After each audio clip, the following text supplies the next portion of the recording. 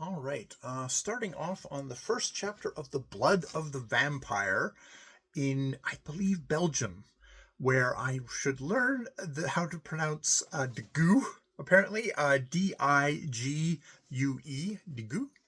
Digue? Um, I assume that's a river in that particular part of Belgium. I will have to look it up and be more acquainted with it next time. We're at the Hotel Lion d'Or, Gold Lion, um, where the looks like cheapskate diners have come in, mix of English, Belgian, German, that have come in for food, and they're getting there early because that's you can get more soup that way. And it's described definitely as like fake flowers with like dust on them. It sounds kind of gross. It sounds like a gross, dingy hotel, despite the Golden Lions in rampant. There's a baroness there, but as Miss Leighton, who is a lord, daughter of a lord, she looks down on most European, most aristocrats that aren't English, just like any English person would do. And yeah, if they're at this hotel, they're probably not that up in things.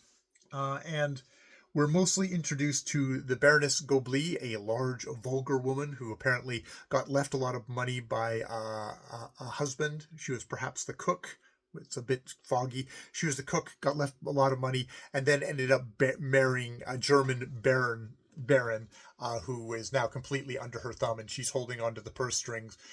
She's definitely she's described as elephantine, vulgar, unpleasant, always making a row, but has good-humored eyes. So she's not completely cast as kind of just like bleh. Miss Leighton is the English person who is looking down on such royalty as her.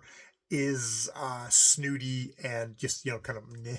Mrs. Pullen, on the other hand, is kind of the quiet, maybe what you expect with someone like that, is the quiet friend, possibly sister of Miss Leighton's, probably the sister of Miss Leighton's fiance, who is another Pullen of the Ryder Rangers, Captain Ralph Pullen of the Limerick Rangers.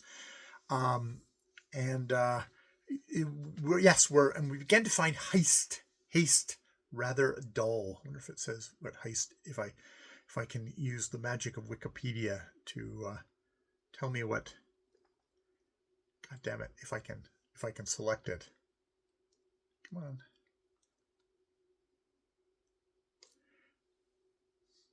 Haste is a town formerly a municipality until 1971 in Connaught Heist, West Flanders, Belgium. So yes, we are in Belgium. And they've been joined. There's a chair has been kind of tilted, and it's like, oh, who is this going to be? Is it going to be? I hear that there's like a princess or something like that. It's like, why? And Miss Leighton's just like, why the princess is not going to be answering the cattle call for general meals here. But however, a young woman does come up, who has kind of pale, transparent features, and what does it say about her?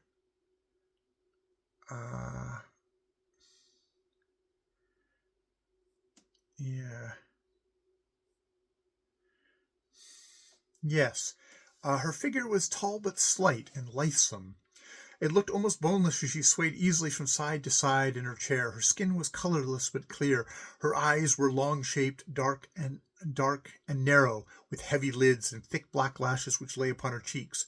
Her brows were arched and delicately penciled, and her nose straight and small. Not so her mouth, however, which was large, with lips of deep blood color, displaying small white teeth.